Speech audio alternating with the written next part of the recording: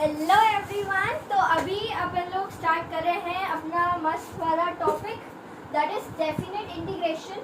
ठीक है, और आज हम लोग डेफिनेट इंटीग्रेशन की प्रॉपर्टीज देखने वाले हैं। ठीक है, सॉरी।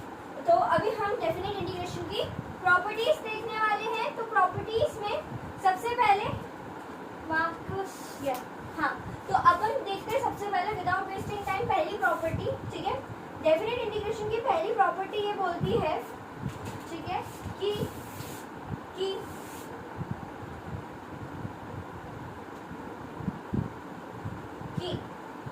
अगर integration of f of x dx, ठीक है, from the limit a to b is equals to में integration of a to b f of t dt। क्या समझ आया इससे तुम्हें? जल्दी जल्दी बताओ क्या समझ आया इससे तुम्हें? यहाँ पे अपन ने क्या किया, सिंपल सी कहानी थी। ठीक है, यहाँ पे ये a से b लिमिट के अंदर, ठीक है, a से b अपनी लिमिट दी है, यहाँ पे फंक्शन है, ठीक है, dx के साथ, और यहाँ पे अगले साइड में हमने क्या किया, अंतर क्या दिख रहा है इसमें, वेरिएबल का बदलाव है। मैंने क्या किया कि जो x है ना, ठीक है, यहाँ पे मैंने वेरिएबल चेंज करी। तो पहली प्रॉपर्टी ये बोलती है कि अगर आप वेरिएबल को बदल देते हो, वेरिएबल चेंज कर देते हो, ठीक है, तो आंसर भी सेम रहेगा। ठीक है, आंसर सेम ही रहेगा, चाहे तुम वेरिएबल कोई भी रख दो, मैं t रखूँ, x रखूँ, y रखूँ, z रखूँ, तुम्हें जो मर्जी रख दो, लेकिन यहाँ पे ये जो रहेगा प्रॉपर्टी में, मतलब प्रॉपर्टी के हिसाब से ऐसा रहेगा। पर अगर मान लो मैम मैंने लिमिट अगर कोई दूसरी दे दी तो लिमिट चेंज कर दो, ना तब तो नहीं रहेगा, क्योंकि अभी अपन को क्या करना है, इसकी कंडीशन होती है बच्चा कि यहाँ पे जो इसका इंटीग्रेशन है, ठीक है, मतलब यहाँ पे जो लिमिट्स होनी चाहिए, सिंपल सी बात बोल दूं मैं, limits should be same, limit same होनी चाहिए। This is most important thing. अगर लिमिट अलग है तो तुम ऐसा नहीं लिख सकते, लेकिन अगर लिमिट सेम है और तो तुम क्या कर सकते हो, वेरिएबल को बदल सकते हो। ये अपन क्वेश्चन करेंगे तो समझ आएगा कहाँ पे यूज होता है। अगली बात करते हैं अपन दूसरी प्रॉपर्टी। दूसरी प्रॉपर्टी बोलती है कि अगर मेरे पास लिमिट a to b में कोई फंक्शन रख दिया मैंने, ठीक है, कोई भी ले लो f of x dx, ये बराबर हो जाएगा अगर मैं ये प्रॉपर्टी होती है कि सिंपल से तुमने लिमिट्स को बदलाव कर दिया, जैसे बोल रहे थे ना लिमिट बदलेंगे, तो जैसे पहले यहाँ a to b था, मैं क्या कर दूंगी, b to a कर दूंगी, लेकिन लिमिट चेंज करिए तो नेगेटिव का साइन भी आ जाएगा। ठीक है, तो ये क्या हो जाएगा तुम्हारे पास f of x dx। यहाँ पे क्या हुआ, जब लिमिट बदलोगे, इसका ये मतलब है कि जब आप लिमिट को चेंज करोगे, लिमिट चेंज करना है अगर, तो बस साइन ऑपोजिट हो जाएगा। ठीक है, साइन क्या हो जाएगा, ऑपोजिट हो जाएगा, साइन बदल जाएगा। यहाँ नेगेटिव होता ना तो यहाँ प्लस हो जाता, ठीक है, यहाँ प्लस है तो यहाँ माइनस हो गया।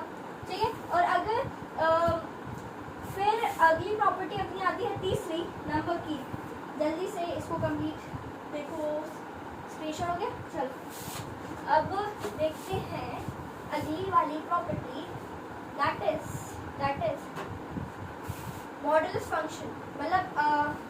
मतलब तीसरी प्रॉपर्टी ये बोलती है कि अगर लिमिट है, ठीक है, a से b तक, ठीक है, f of x dx, तो इसको हम लिख सकते हैं कुछ ऐसा, अगर c इन दोनों के बीच का पॉइंट हो जाए, मतलब यहाँ पे मैं इसको क्या लिख सकती हूँ, a से c f of x dx, मतलब लिमिट को सिंपल तोड़ देना।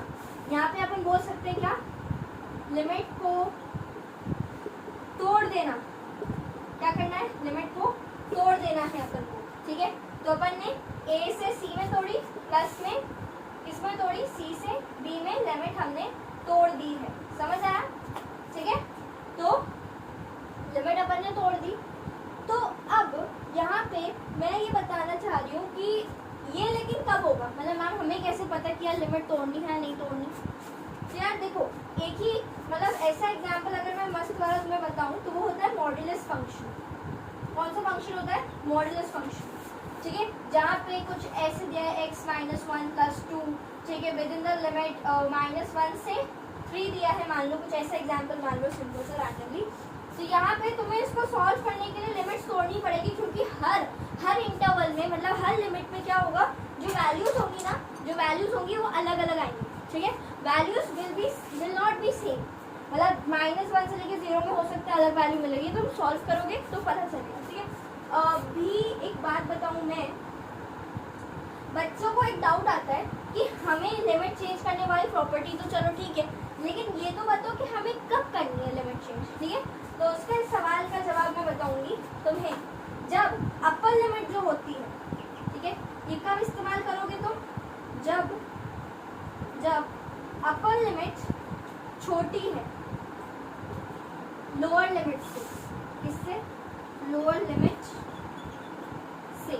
तो जब अपर लिमिट छोटी है लोअर लिमिट से, तब हम क्या करेंगे, तब हम इस लिमिट को चेंज कर देंगे, ठीक है। तो याद रखना, जैसे मान लो यहाँ पे एक लिमिट दी 0 से 5, एक सेकेंड, -5, ठीक है। तो अपर लिमिट छोटी है और लोअर लिमिट बड़ी है, तो यहाँ पे क्या करोगे, फंक्शन जो भी है अपने पास इसमें लिमिट बदल दोगे। तो -5 नीचे, नेगेटिव पावर इंटू में 0, फिर f(x) dx। ये समझ आया एग्जाम्पल, ठीक है। तो ये हो गया तुम्हारा, इसको जल्दी से नोट करेंगे, जल्दी से नोट करेंगे। तो प्रॉपर्टी नंबर अपनी कौन सी हो गई, 3 हो गई, ठीक है।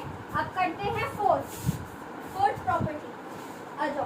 तो फोर्थ प्रॉपर्टी बोलती है कि अगर 0 नीचे दिया है लोअर लिमिट में, ठीक है, और यहाँ पे a दिया है, a मतलब कुछ भी यार, कुछ भी दिया, ठीक है।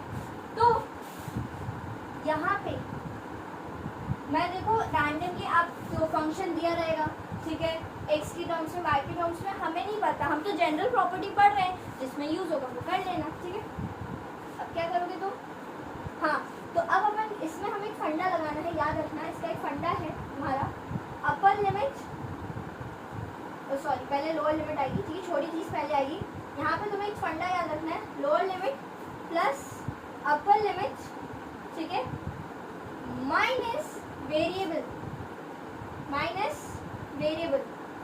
ये चीज करनी है, याद रखनी पड़ेगी तुम्हें, ठीक है। लोअर लिमिट करो प्लस अपर लिमिट करो और फिर जो वेरिएबल है, ठीक है, उसको माइनस कर दो, ठीक है।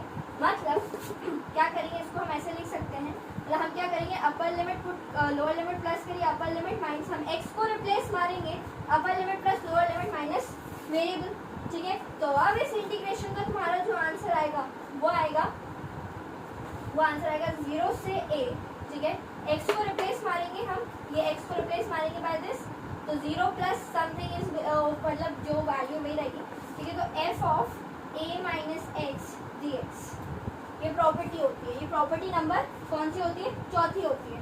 पांचवी भी इसी की तरह थोड़ी सी सेम है, यहाँ देख लो, वो उसमें ऐसा रहता है कि यहाँ पे तुम्हें कुछ भी दिया हुआ है, मान लो यहाँ a है, यहाँ b है, लिमिट अपनी मर्जी से तुम मान लो, यहाँ पे f(x) और gx दिया हुआ है, ठीक है। तो क्या काम करेंगे अपन, lower limit plus upper limit minus variable कर देंगे। तो देखो x को रिप्लेस करोगे बाय लोअर लिमिट प्लस, ये शॉर्ट में लिखूंगी, plus upper limit minus variable, ठीक है। मतलब x रिप्लेस हो जाएगा a plus b minus x, ठीक है। तो लिख दो यहाँ पे integration of a to b f of a plus b minus x dx, ये प्रॉपर्टी हुई अपनी पांचवी। अभी क्या है, पढ़ रहे हो ना, तो ऐसा लग रहा होगा तुम्हें बहुत थ्योरी हो रही है, एक बार क्वेश्चन हम प्रैक्टिस करेंगे, ठीक है, इस पे तो चीजें क्लियर होती जाएंगी, ठीक है। उसको करो जल्दी से, नोट करो उसको। चलो अब आ जाओ प्रॉपर्टी नंबर कौन सी होगी अपनी, 6 पे आ जाओ, ठीक है। यहाँ पे देखना, तो इवन, ये प्रॉपर्टी को हम नाम देते हैं ऐसा, इवन ऑड फंक्शन की प्रॉपर्टी, ये फंक्शन शॉर्ट में मैंने लिख दिया, ठीक है। इवन ऑड फंक्शन की प्रॉपर्टी क्या होती है, पहली बात यहाँ पे जो लिमिट्स होती है, ठीक है, वो कैसी होती है, जैसे -a से +a, या ये ऊपर नीचे भी हो सकता है, ठीक है। पर क्योंकि हमें पता है जनरली छोटी चीज नीचे लिखी जाती है लोअर में और बड़ी वाली अपर लिमिट में लिखी जाती है, तो मैंने वैसे लिख दिया, ठीक है। f(x) dx is equals to में, अब इसका आंसर, इसके दो आंसर हो सकते हैं, ठीक है। याद रखना ये प्रॉपर्टी कब लगाओगे, जब ऐसा होगा, मतलब अगर मान लो यहाँ पे +2 है, या फिर यहाँ पे मान लो -2 है और यहाँ +2 है, यहाँ पे कोई फंक्शन दिया है, मान लो sin x dx, तभी ये प्रॉपर्टी अप्लाई होगी जब क्या होगी, लिमिट्स जो होंगी वो इक्वल एंड ऑपोजिट होंगी। ठीक है, समझ आ रहा है? लिमिट्स कैसी होंगी, अपना इक्वल एंड ऑपोजिट होगी। यानी कि जो मैं प्रॉपर्टी कब यूज करनी है, जब आपकी लिमिट्स कैसी हो, इक्वल एंड ऑपोजिट। ठीक, इक्वल एंड ऑपोजिट हो गया। ठीक है, अब आ जाओ यहाँ पे, इसके दो आंसर है।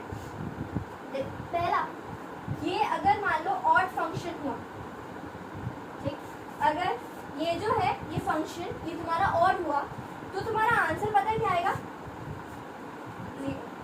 ठीक, और अगर मान लो कि ये जो फंक्शन है सॉल्व करा तुमने और इवन फंक्शन निकला, ठीक है, ये सॉल्व तो चल रही, सॉल्व करोगे ऑड फंक्शन मिला तो 0 लिख देना, सिंपल।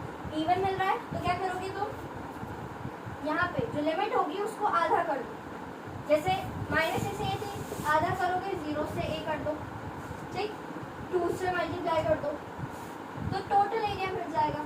ठीक है, f(x) dx कैसे करना। अब सवाल ये है, हमें कैसे पता कौन सा फंक्शन ऑड है कौन सा फंक्शन इवन है, ये कैसे पता चलेगा, बताते हैं। देखिए, अगर मान लो ऑड फंक्शन है, पहला देखते हैं ऑड फंक्शन। ऑड फंक्शन पता करने के लिए, जैसे कि x की पावर क्यूब है, x की पावर 7 है, मतलब ऑड पावर होगी, एक तरीका ये हो गया। फिर जो तुम्हारा वो वाले फंक्शन जो अपने अंदर का नेगेटिव बाहर फेंकते हैं, जैसे साइन ऑफ माइनस एक्स जो रहता है, ये करेगा अपने अंदर का नेगेटिव बाहर फेंकता है ना। वैसे ही तुम्हारे पास कॉस और सेक जो होते हैं ना, वो इवन में आते हैं। यहाँ मैं लिख देती हूँ साथ ही साथ, इवन फंक्शन में तुम्हारा स्क्वायर, ठीक है, 4th रूट, मतलब इवन पावर हो गई एक। ठीक है, दूसरी क्या होगी तुम्हारी, जैसे सेक एक्स होता है, फिर कॉस एक्स होता है, ये 4th क्वाड्रेंट के होते हैं।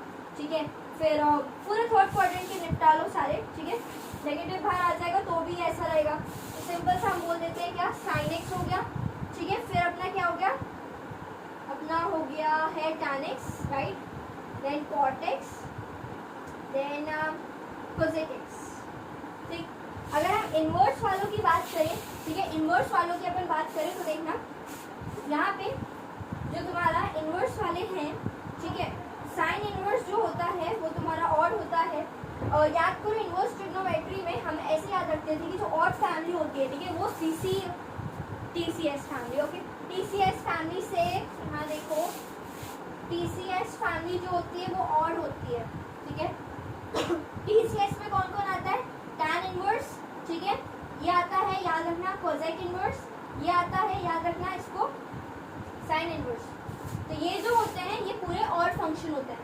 जो अब बचे कुछ फंक्शन है CCS फैमिली, उसको बोलते हैं अपन, बचे कुछ फंक्शन को हम CCS फैमिली बोलते हैं, जो कि होता है cos x, cos inverse x, फिर cot इनवर्स x, और फिर हो जाता है sec इनवर्स x।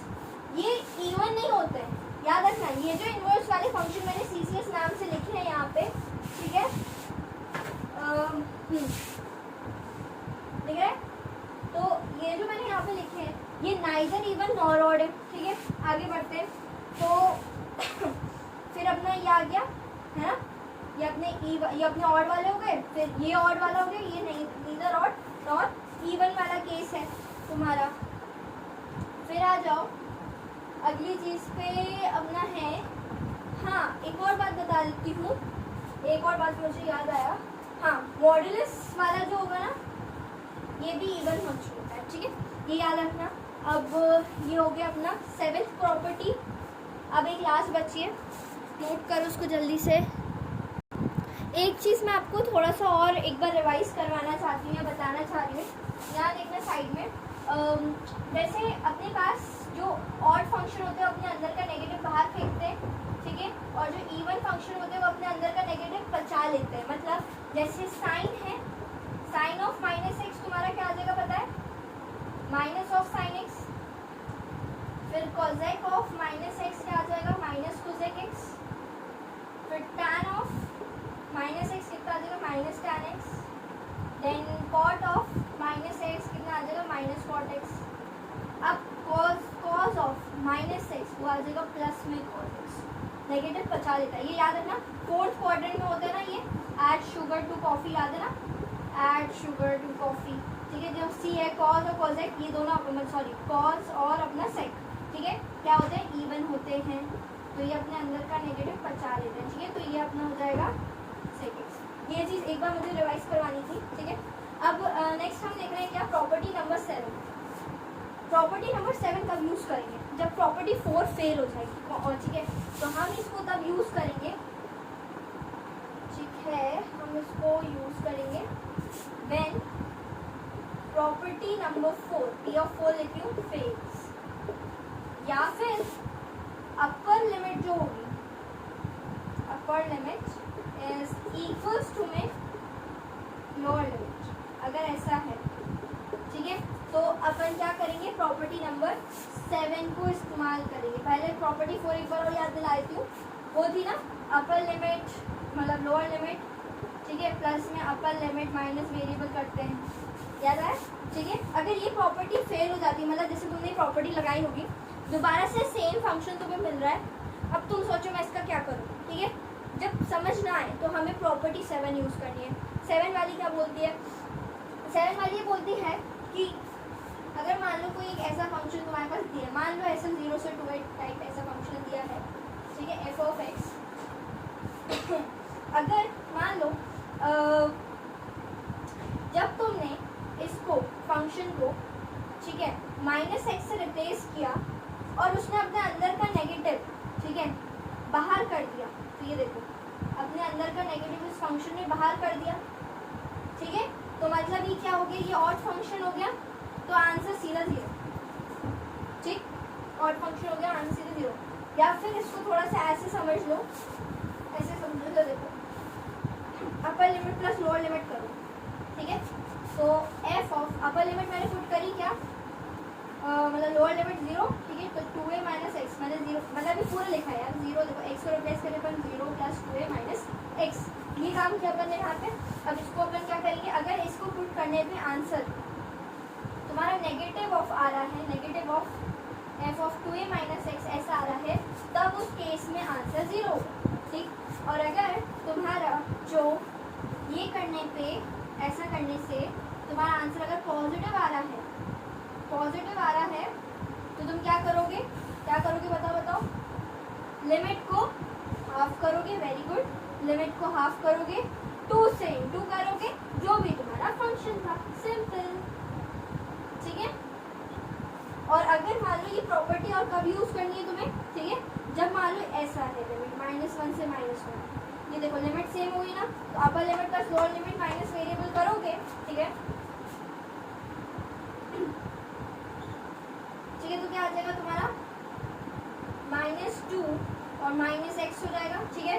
इसको क्या करोगे तुम, इसमें पुट करोगे, इसमें मतलब इसको पुट करोगे, अगर फंक्शन के साथ नेगेटिव बाहर निकल रहा है तो ऑड है, ठीक है, ऑड है तो आंसर 0 है, और अगर नहीं, और अगर मतलब नेगेटिव नहीं आ रहा है या पॉजिटिव आ रहा है तो क्या कर लोगे, इवन हो जाएगा, तो लिमिट हाफ करेंगे, 2 से मल्टीप्लाई करेंगे और फंक्शन आ जाएगा, ठीक है।